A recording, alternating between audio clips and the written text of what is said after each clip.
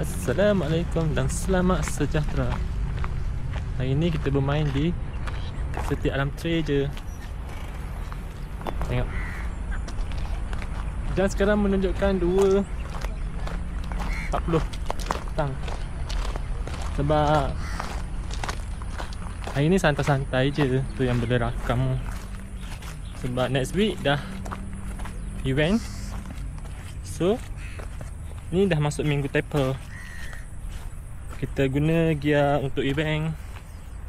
Biasakan diri dengan kasut baru, dengan look, sedikit look, air kat belakang, beg,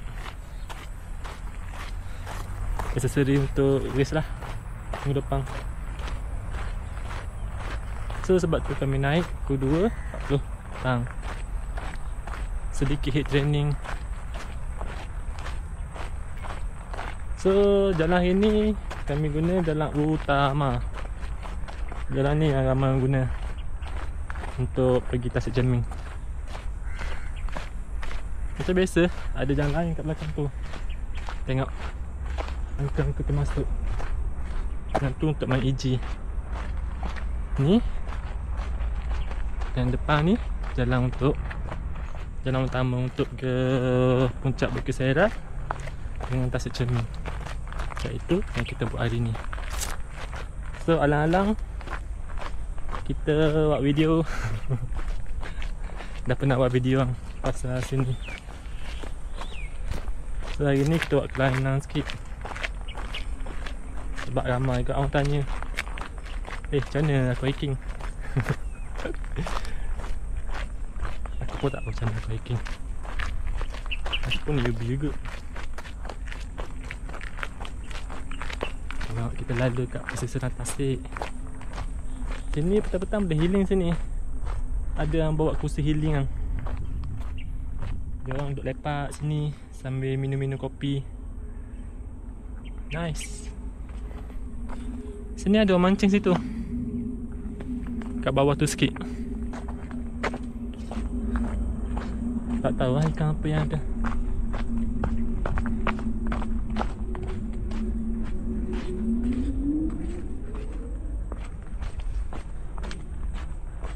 Setiap Alam Trail ni kalau pagi-pagi ramai gila orang. Parking yang sebesar alam tu penuh. Sebab keluar. Jadi nak elok, kalau first time naik, orang datang je sini hari Minggu, InsyaAllah ramai orang.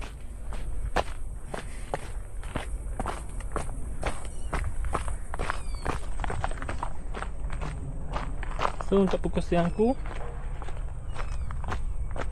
macam mana aku hiking, kita cakap pasal gear luar. First aku make sure akan ada jam. Sebab training mesti nak tahu kadar heart rate. Nak tengok kita berada di zone mana. Zone 1 easy sampai ke zone 5. So daripada situ boleh manage. Nak santai ke, nak betul-betul training. Satu lagi jalan ni ada kilometer.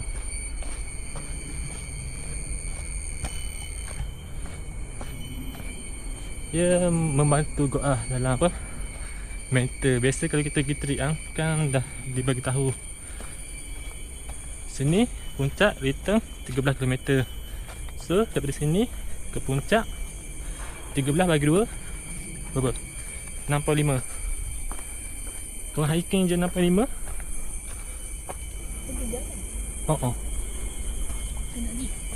Contohnya 13 km kan. So untuk ke puncak 6.5 lebih kurang. Jadi tak payah dah tanya orang, jauh lagi ke bang? Bang, nak ke puncak berapa lama bang? Bang, jauh lagi bang. Macam tak ada penghujung lah bang. So, bila korang ada jam, korang boleh manage macam tu. Kalau jauh lagi, boleh rest. Kalau dekat dah nak sampai, buat apa kita nak rest kan? Shoot je lah.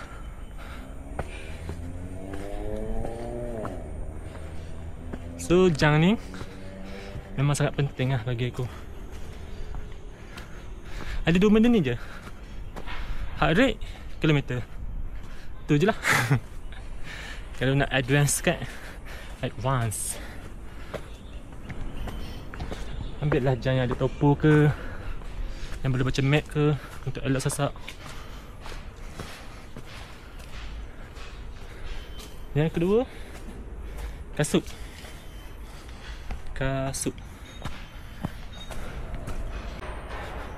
Make sure pilih kasut tray yang bergerigi macam gini yang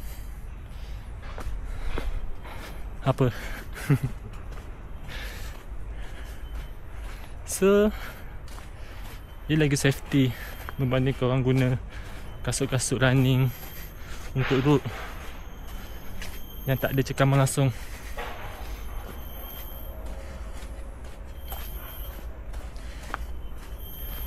Yang kedua, pilih kasut bagi aku lah yang bercushion.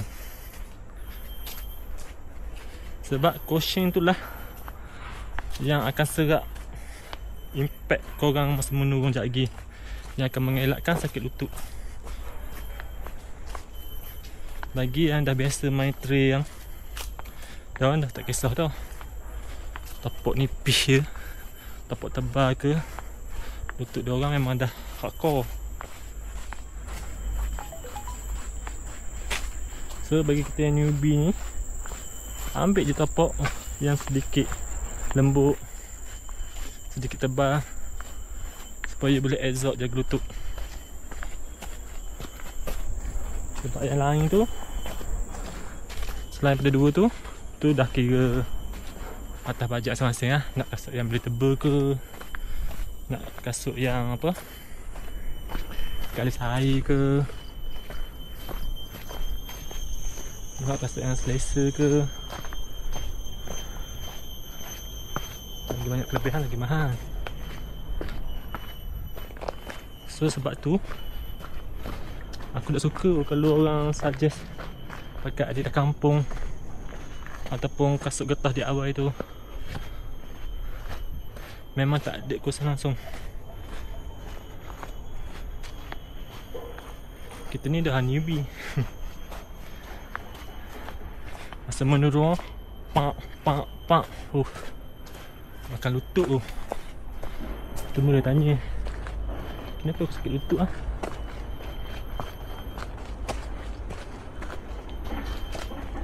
So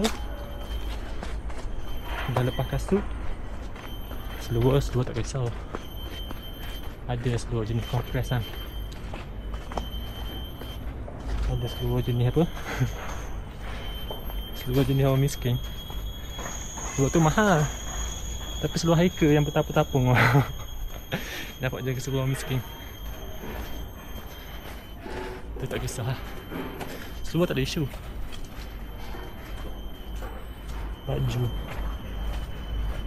Baju pun sepatutnya tak ada isu, tapi jaket tu isu sensitif.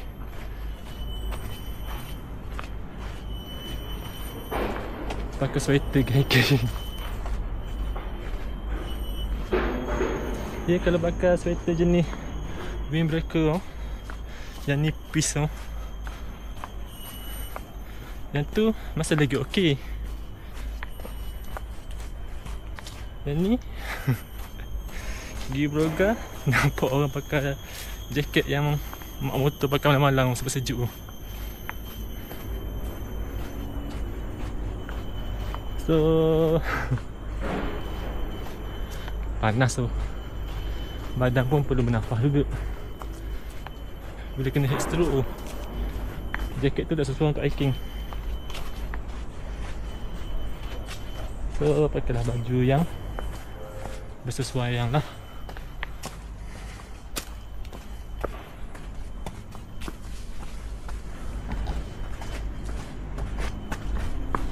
So aksesori lain, bed.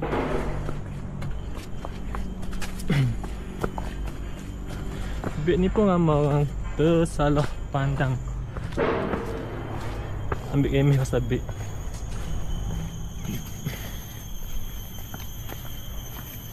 Jadi sepatutnya beg mana-mana pun okey, tapi cara penyusunan barang dalam beg tu. Contohnya korang bawa air 1.5 lah, 1.5 liter. So bila korang tak susun elok-elok air tu, botol air tu akan jatuh ke bawah. Contoh macam sekarang ni.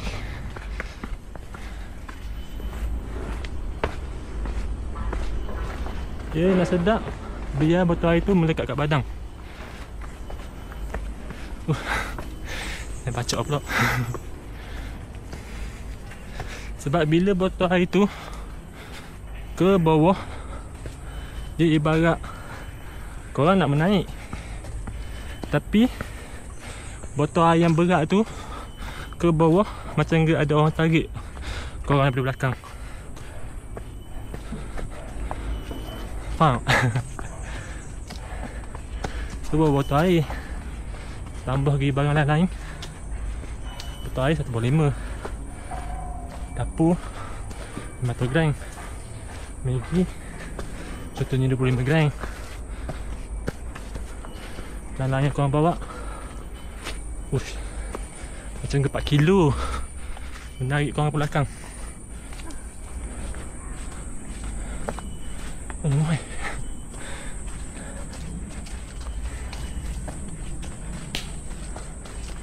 So nak perfect, biar semua barang tu ibarat melekat kat belakang badan.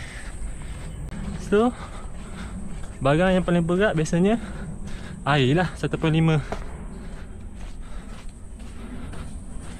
Bagi aku suka guna yang ni, water bladder yang kau tengok berjuntai ni. Sebab water bladder ni dia antara yang paling melekat kat badan aku sekarang ni. Dia tak jatuh ke bawah, dia memang melekat terus. Sebab tu pergi mana-mana aku lebih suka pakai water bladder berbanding air botol mineral. Beli je yang 1.5 ke atas. Sebab tak semestinya korang beli 1.5 air, korang kena isi air masa hiking tau 1.5. Korang beli je letak dalam tu 1 liter ke 500 liter ke 500 ml ke. Sebab kalau korang beli yang kecil, next time korang nak pergi hiking yang jauh, nak bawa air 1.5, kena beli baru. So beli je yang besar terus. Korang boleh bawa. Hai. Ikut yang korang nak. So water bladder ni sangat-sangat membantu.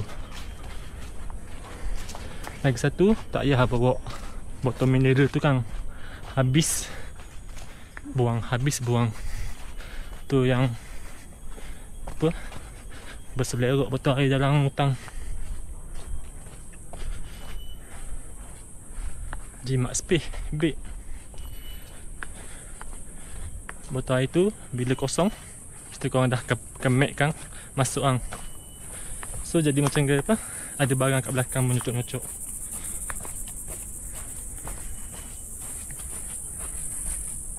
Jadi aku sangat komen gila water bladder.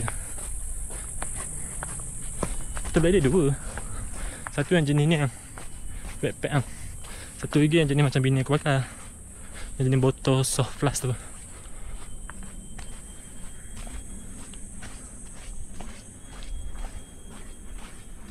So settle bahagian beg. Gear lain, yang ni untuk ni je. Kesak peluh je kain ni.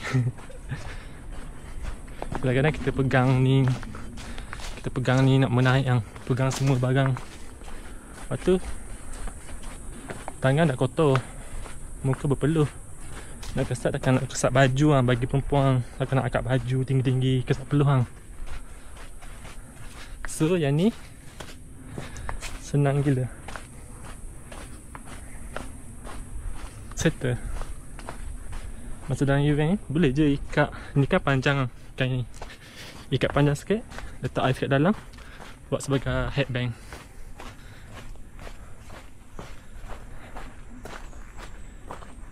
So aksesori lain,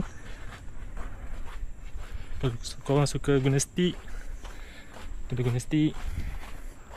Lu suka guna cermin mata, boleh guna cermin mata. Yang tu lah, yang macam cermin mata running tu kan, syok pakai sebenarnya. Bila panah, korang pakai spek tu, dia nampak macam geduk je. So, dia akan psycho mental korang. Oh, ni tak ada mana-mana.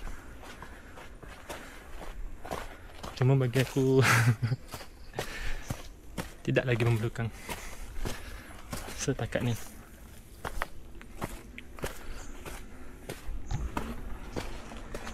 Kita sekarang berada kat Loose Rock. Loose Rock. Loose Rock.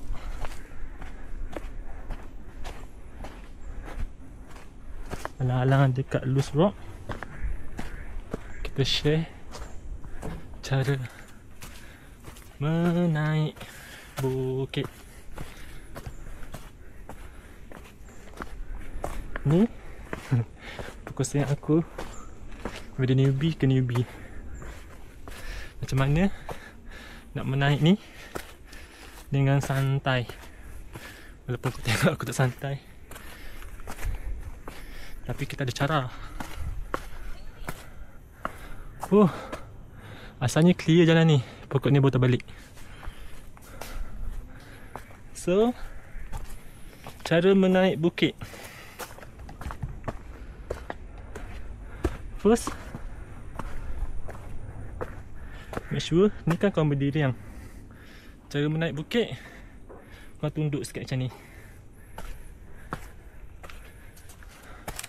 Jadi, graviti korang daripada ke belakang ni, bila kau menunduk ke depan, graviti akan tolong korang untuk move forward lah.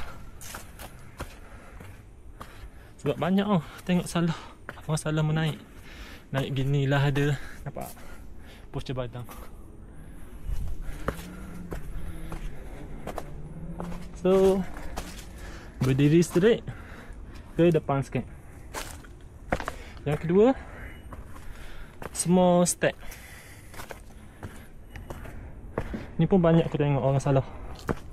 Dia menaik, tapi step dia sama macam step berjalan biasa. Lakor jauh gini lah. So, kalau nak santai, make sure small step je. Macam ni. Small step. Biar lambat pun, asalkan konsisten. Konsisten yang penting tau. Beban dia laju dan lambat.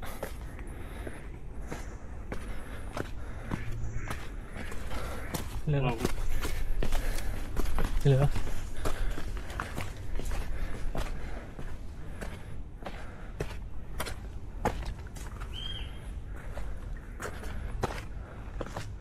So, ia akan jadi macam gini. Kau menunduk, small step. Macam kau nak jatuh depan, nak jatuh depan, nak jatuh depan. So, yang ketiga, nafas. Ada banyak cara-cara bernafas, tapi sebagai newbie, aku recommend korang buat one step in, one step out. Hello.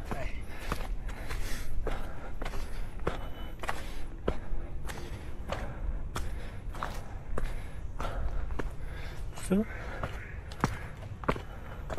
ini sangat membantu korang untuk konsisten. Sebab bila korang bernafas macam gini, oksigen tak sempat atau tu ke darah. Tu yang gelap mata, tu yang apa, bibir pucat, plus tengok orang motor.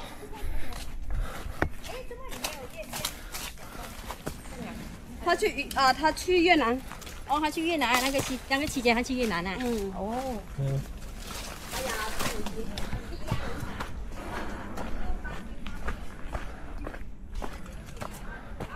Hiking ni tak perlu ada laju pun.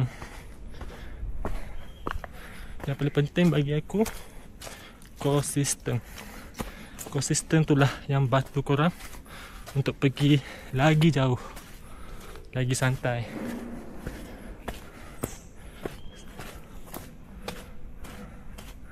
So, sebagai newbie, ingat 3 benda tu. Menunduk sekali dalam, small step, nafas, in out, one step in, one step out.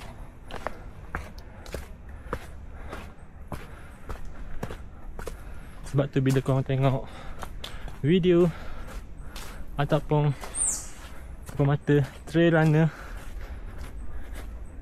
diorang akan guna konsep power hike. Kiri dulu. Kiri dulu. Peak Garden, jumpa signboard ni, kita ambil kiri untuk ke Peak Serra dulu.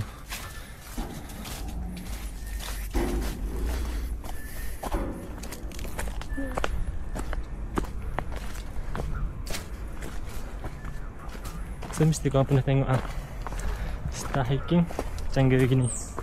Letak tangan dekat peha, menunduk gila, lepas tu melangkah.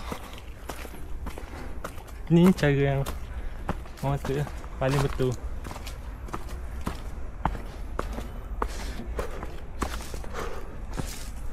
Macam menunduk macam ni. Yang tu paling betul lah bagi aku. Tapi biasa orang guna tu untuk laju menaik je. Sekejap lagi, kalau ada menurun, kita share cara menurun. Sebab menaik okey, menurun tu yang banyak impact pada lutut. Yang banyak gila orang salah cara-cara menurun.